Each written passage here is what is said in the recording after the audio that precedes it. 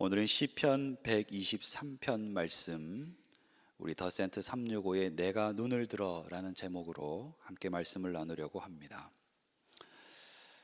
시편 123편의 말씀은 이렇게 시작됩니다. 하늘에 계시는 주여, 내가 눈을 들어 주께 향하나이다.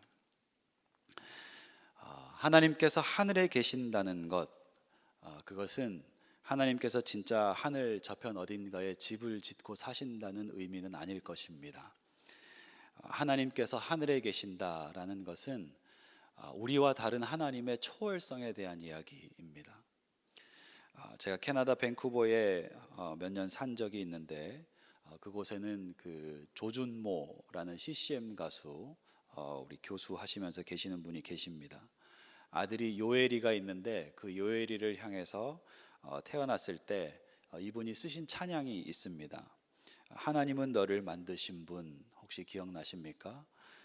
후렴 가사에 이렇게 되어 있습니다. 그의 생각 셀 수 없고 그의 자비 무궁하며 그의 성실 날마다 새롭고 그의 사랑 끝이 없단다. 아마 많이들 기억하실 것입니다. 하나님의 생각은 셀 수 없고 하나님의 자비는 무궁하고 하나님의 성실은 날마다 새롭고 하나님의 사랑은 끝이 없다. 우리 사람들은 도무지 가질 수 없는, 하나님만이 가질 수 있는 성품입니다. 피조물인 인간과는 기본부터가 전적으로 다른 하나님의 초월성, 이것이 하늘에 계시는 주가 가지고 있는 의미입니다. 하나님은 초월적인 분임을 믿으시기 바랍니다. 우리의 생각보다 더 큰 생각, 우리의 생각으로는 도무지 셀 수 없는 그 생각으로 우리의 삶을 지도하시고 인도하시는 분이 우리 하나님인 것을 믿으시기 바랍니다.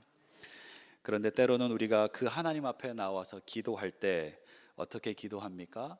하나님을 가르칠 때가 있습니다. 내가 생각하는 문제의 해결 방법을 알려드리는 것으로 우리의 기도 시간을 다 써버릴 때가 있습니다. 하나님 이렇게 해주셔야 됩니다. 하나님 이렇게 도와주셔야 됩니다. 사랑하는 성도 여러분, 우리 하나님은 하늘에 계시는 주이십니다. 내 생각과 우리 하나님의 생각은 그 간격이 너무 큽니다. 가장 지혜로운 방법이 뭘까요? 내 방법을 하나님께 가르치는 것이 아니라 내 전 인생을 하나님께 온전히 맡겨 드리는 것.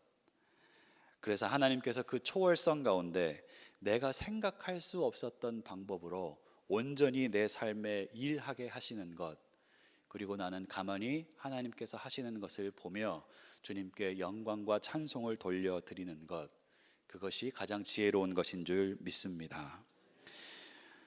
오늘 시편 123편은 그 표제에 성전에 올라가는 노래라는 표제가 붙어 있습니다.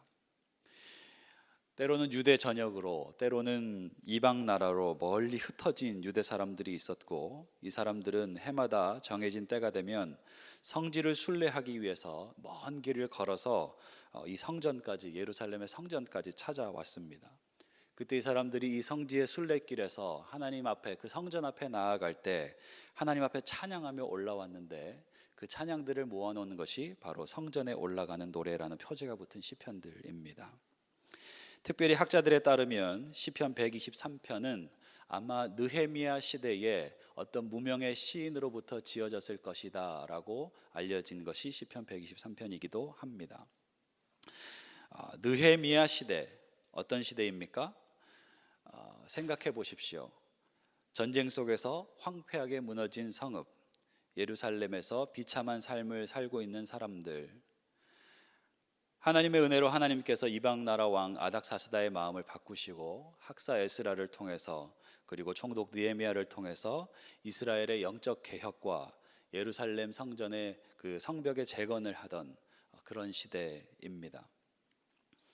거룩한 비전을 마음에 품고 자기들이 누리던 모든 것을 다 버리고 스스로 자원하여서 하나님의 사역을 감당하기 위해서 무너지고 황폐한 성읍 예루살렘으로 온 느헤미야와 그 사람을 따라왔던 사람들을 한번 생각해 보십시오. 그 사람들이 하려고 하는 일은 좋은 일이고 거룩한 일이고 하나님의 뜻을 따르는 일입니다. 그런데 거룩한 일을 하려고 하는데 순조롭지가 않습니다. 예루살렘 재건을 통해서 자기 기득권에 문제가 생기는 주변 사람들이 있었고, 이 사람들은 하나님의 뜻이 무엇인지와 상관없이 이 사업을 극렬하게 반대합니다.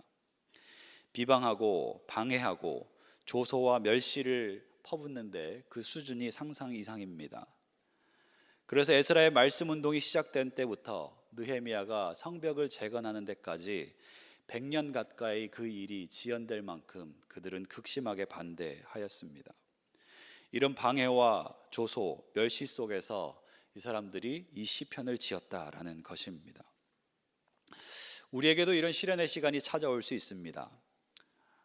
멸시를 받을 수 있고, 조소를 받을 수 있고, 방해를 받을 수 있고, 어려움을 당할 수 있습니다. 특별히 하나님의 거룩한 일을 하는 동안, 기도하고 주님의 뜻이라고 생각하고 걸어가는 동안에도 이런 일은 우리에게 얼마든지 일어날 수 있습니다. 이 땅의 사방을 둘러볼 때 멸시와 조롱과 오해와 다툼만 있다면 여러분, 우리는 어떻게 해야 할까요?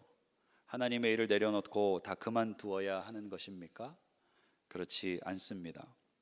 하늘에 계시는 우리 주님이 계시기 때문입니다. 이 땅이 아니라 하늘을 바라보는 습관이 우리에게 필요합니다. 그 하나님께 모든 것을 맡겨드리고 하나님의 뜻을 구하는 겸손한 기도가 우리에게 필요한 줄 믿습니다. 한번 가만히 생각해 보십시오. 이 구약의 시편의 이 기자는 그분을 하늘에 계시는 주라고 불렀지만 예수님께서는 이 문장을 어떻게 바꾸셨습니까? 하늘에 계시는 주여가 아니라 하늘에 계시는 우리 아버지여로 바꾸셨습니다. 마태복음 5장 16절에 보면 예수님께서 제자들을 향해서 하늘에 계신 너희 아버지께 영광을 돌리라 라고 말씀하시면서 그 하늘에 계신 아버지가 예수님의 아버지일 뿐만 아니라 또한 예수님을 따르는 그 제자들, 우리와 같은 사람들의 아버지가 되시는 것을 명확하게 밝혀주셨습니다. 사랑하는 성도 여러분, 하늘에 우리 아버지가 계십니다. 선한 주인도 좋은 것을 주시지만 우리 주님은 우리 주님이라고 부르는 것과 우리 아버지라고 부르는 것은 그 사이에 큰 차이가 있습니다. 우리 모두는 하늘의 하나님을, 옛날 사람들은 하늘의 하나님, 하늘의 주여라고 부를 수밖에 없었던 그 분을 우리 아버지로 섬기는 축복을 누리고 살아가는 사람들입니다. 그 아버지가 세상의 모든 것을 다스리고 우리의 모든 상황과 처지를 다 알고 계시고 그 초월성 안에서 우리와 다른 차원으로 생각하고 계시고 자녀된 우리에게 가장 좋은 것을 주시기로 작정하고 계시다면 우리는 어떻게 해야 하겠습니까? 그 하나님을 바라보며 나를 온전히 주님께 내어 맡겨드리는 귀하고 복된 아침 되시기를 기도하고 축복합니다. 말씀의 저 뒤편에 가보니까 3절 말씀쯤에 이런 표현이 있습니다. 은혜를 베푸시고 또 은혜를 베푸소서. 어느 책에서 이런 글을 읽었습니다. 마귀가 천국을 지옥으로 만드는 방법이 무엇입니까? 마귀가 천국을 지옥으로 만드는 방법은 은혜를 잊어버리게 만드는 것입니다. 너무 맞는 말인 것 같지 않습니까? 왜 그렇습니까? 은혜가 사라지면 다른 모든 것들이 다 사라집니다. 은혜가 사라지면 공들여 쌓아놨던 것들이 다 무너집니다. 은혜가 사라지면 우리 마음 가운데 천국의 소망이 사라집니다. 눈앞의 것만 보이기 시작합니다. 은혜가 사라지면 믿음도 사라집니다. 두려움이 나를 엄습하기 시작합니다. 은혜가 사라지면 능력도 사라집니다. 은혜가 사라지면 거룩한 열정도 사라집니다. 그리스도인이지만 세상 사는 사람과 다름없는 그와 같은 사람이 됩니다. 우리에게 은혜가 사라지면 성도다움도 사라지고 은혜가 사라지면 교회다움도 다 무너지게 되는 것입니다. 마귀는 이것을 알고 있습니다. 그래서 최선을 다해서 우리가 은혜로부터 멀어지게 하는 것이 마귀의 하는 일입니다. 은혜가 있어야 할 자리에 끊임없이 다른 것들을 밀어넣습니다. 공로를 집어넣습니다. 일과 사역을 집어넣습니다. 시기와 질투를 집어넣습니다. 정죄와 비방을 집어넣습니다. 불평과 불만과 원망과 울분을 은혜의 자리에 대신하도록 밀어넣습니다. 얼마만큼 집어넣습니까? 얼마만큼 밀어넣습니까? 사람마다 차이는 있겠지만 마귀의 목적은 한 가지입니다.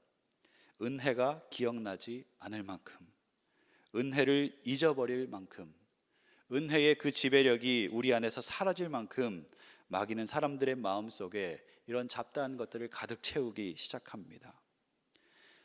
사람들에게서 한번 은혜가 잊어지기 시작하면 사람들은 알아서 정결한 생각을 멈추고 거룩한 삶을 멈춥니다. 은혜가 없는 곳은 마치 시커먼 기름바닥 같아서 그곳에 맨발로 서 있으면 다 미끄러지고 다 넘어지고 다 무너지고 다 자빠지게 되는 것입니다. 그렇게 마귀는 역사 속에서 은혜를 떨어뜨리면서 성도를 무너뜨리고 교회를 무너뜨려 왔습니다. 사랑하는 성도 여러분, 이 아침에 우리에게 필요한 것이 무엇입니까? 하나님의 전적인 은혜인 줄 믿습니다. 한겨울의 폭설과 같이 쏟아져 내려서 그렇게 온 세상이 하얀 눈으로 덮여버리듯이 우리 오늘 이 아침에 우리의 모든 심령이, 우리의 삶이 하나님의 은혜로 덮어져야 하는 줄 믿습니다. 그렇게 하나님께서 은혜를 부어주시고 덮어주셔야만 우리의 깊은 완악함이 겨우 가려질 수 있는 것입니다. 성도 여러분, 은혜의 지배 가운데 살아가게 되기를 축복합니다. 까만 죄가 아니라 성령을 주시는 충만한 은혜가 우리 심령에 가득해져야 할 줄 믿습니다. 그렇게 하기 위해서는 하나님 앞에 우리의 마음을 내어드려야 합니다. 하나님, 이 심령을 은혜로 덮어 주십시오. 한번 가만히 들여다보십시오. 내 속을 들여다보고 내 삶을 들여다보고 한번 생각해 보십시오. 정말 내가 은혜로 충만해져 있지 않다면, 하나님의 은혜가 내 삶을 덮고 있지 않다면, 그 은혜가 내 삶을 움직여가고 있지 않다면 우리는 이것을 그냥 둘 것이 아니라 매우 심각하게 생각해야 합니다. 은혜의 샘이 닫히면 우리의 영혼은 반드시 그 밭은 메마르고 갈라지게 되어 있습니다. 은혜가 없는 사람은 그 심령이 강팍해질 수밖에 없습니다. 마른 땅에서 날 수 있는 것은 잡초와 가시나무 뿐입니다. 은혜가 없을 때 우리의 심령은 반드시 완악함과 그 거역함으로 가득 차서 하나님으로부터 멀어진 사람이 될 수밖에 없는 것입니다. 그러므로 여러분, 은혜 받는 것은 선택사항이 아닙니다. 그날 컨디션에 따라, 찬양 인도자의 찬양에 따라, 설교자의 설교하는 패턴에 따라 운이 좋으면 받고 운이 안 좋으면 받을 수 없는, 여러분, 그런 것이 은혜가 아닙니다. 은혜 받는 것은 오늘 우리가 하나님 앞에 나의 모든 것을 걸고 하나님 앞에 간구하여야 할 반드시 필요한 일인 줄 믿습니다. 이 새벽에 사랑하는 성도 여러분, 여러분의 심령 가운데 하나님의 은혜가 충만하게 부어지기를 간절히 기도합니다. 여호와여, 우리에게 은혜를 베푸시고 또 은혜를 베푸소서. 죄를 죽이는 그 은혜, 죄를 이기는 그 은혜, 완악한 마음을 씻기는 그 은혜, 범죄한 입술을 태우는 그 은혜, 교만한 삶을 부수는 그 은혜, 나태한 삶을 치유하는 그 은혜를 우리에게 주시옵소서. 때로 하나님, 우리의 삶에 조소와 멸시가 넘친다 해도 하나님의 은혜는 이보다 더 큰 줄 믿습니다. 하나님, 시험과 유혹과 핍박이 찾아온다고 할지라도 하나님의 은혜는 이보다 더 큰 줄 믿습니다. 하나님, 은혜를 베풀어 주시옵소서. 모자란다면 또 은혜를 베풀어 주시옵소서. 그것이 이 아침에 우리가 하나님 앞에 드려야 할 우리의 기도인 줄 믿습니다. 오늘 시편의 기자가 시편 123편에 하나님을 바라보며 그 은혜를 구하는 기도를 드리고 있습니다. 여러분, 어떤 마음, 어떤 삶을 안고 이 자리 가운데 올라오셨습니까? 하늘에 계신 주님을 바라보십시오. 그리고 그 주님께 하나님 은혜를 주십시오. 더 은혜를 주십시오. 간절히 기도하는 복된 아침 되시기를 축복합니다.